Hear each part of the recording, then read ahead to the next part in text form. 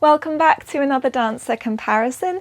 In this video we're going to be comparing the Bolshoi and the Mariinsky using Svetlana Zakharova representing the Bolshoi and Ulyana Lopatkina representing the Mariinsky. They'll both be dancing Odette solo from Act 2 of Swan Lake, and you'll notice that while both dancers are beautiful and completely mesmerising, they have quite different and unique interpretations. So in general, the Bolshoi dancers and Mariinsky dancers have a slightly different training.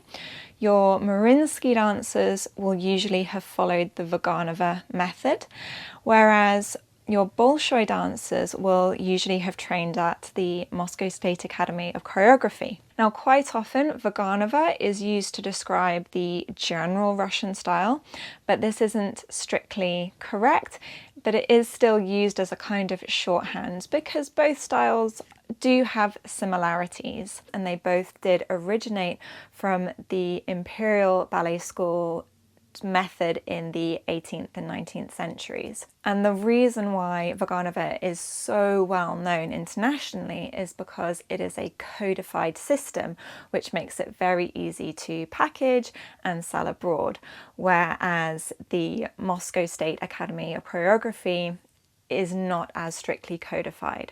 And that doesn't mean to say that you can't have Bolshoi style training abroad. Of course there are Bolshoi trained dancers and teachers who travel and who will share their training, and quite often there'll be a mix. But that's one of the main reasons why the Vaganova method is so well known and we hear it so much, especially internationally. The reason why I chose both dances is because I feel they represent their training style really well. With Ulyana, you'll notice it's her artistic interpretation that makes her stand out. Her performance is so refined and internalized. Her movements are so soft and well connected, and her port de bras is incredibly similar to the movements of a swan's wings.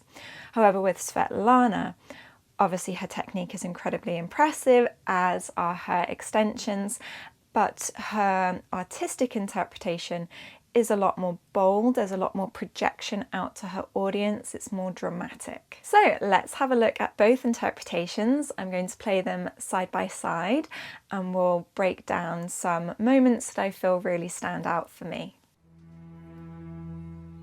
So straight away you'll notice we have quite different port de bras in the beginning. You'll notice Svetlana's fondue is a lot deeper, her extensions are much higher, but pay attention to Ulyana's port de bras. It is so gorgeous and soft. Her movements look effortless. I'm just going to pause here. I love that in the Mariinsky choreography we have this shy, vulnerable arm placement where the wing swoops over, but with the Bolshoi's version it's a much broader, more expansive extension.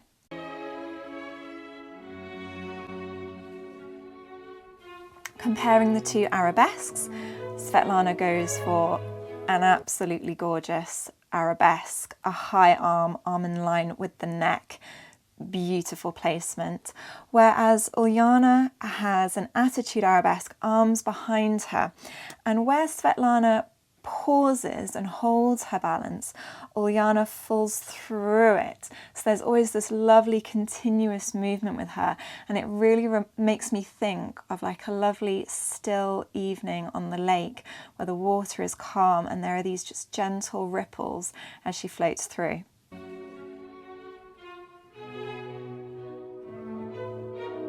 You'll notice with Ulyana's expressions, it's a lot more internalized. Her eyeline is lower. It's more like she's dancing alone, whereas Svetlana regularly projects out to her audience. She has a strong eyeline, which is very eye-catching, and it's a lot more dramatic. I find both interpretations very emotional and moving. They have this incredible vulnerability and sadness about them. But Svetlana moves you by really grabbing your attention, whereas Ulyana draws you in more. This C-zone section, personally I really like it when the front leg is lifted quite high, so there's more of a balance between the front and back leg. I think because Svetlana is so hypermobile, sometimes her flexibility can make her look a little gymnastic, whereas Ulyana doesn't quite have Svetlana's flexibility, So she puts the emphasis on the quality of the movement, and I actually prefer her C-sewn section here. I prefer the balance of the legs as they split, and I feel like her arms are really continuous, so there's no like heaviness to the jump. There's more of a feeling that she's taking flight. They both have such a beautiful pull in this second arabesque. Their hands and wrists are so delicate and light.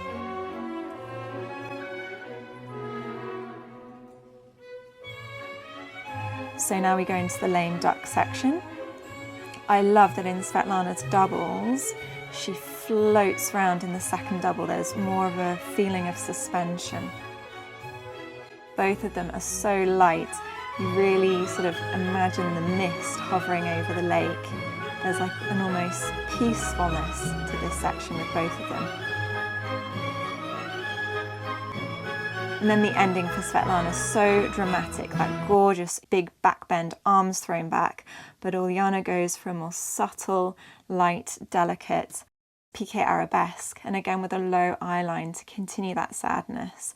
Incredible performances from both, but in such a different way. I felt like Svetlana's performance was a lot more theatrical, more bold. We had more expansive arm movements, bigger extensions. That is Svetlana, she's known for her extensions and they are beautiful.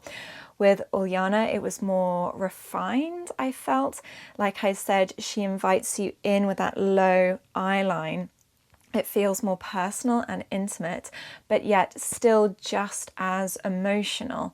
There's like this real sadness that comes from her gaze, and then combined with the smoothness and delicateness of her port de bras and the control of her movements. There's never a harsh, sharp movement. Everything is soft, everything almost reverberates. So even if she does like a big piqué arabesque, it will melt into the next movement, whereas with Svetlana, you do see more pauses. She holds her balance more, which in itself is really eye-catching. It really grabs your attention. Obviously, her extensions are extraordinary.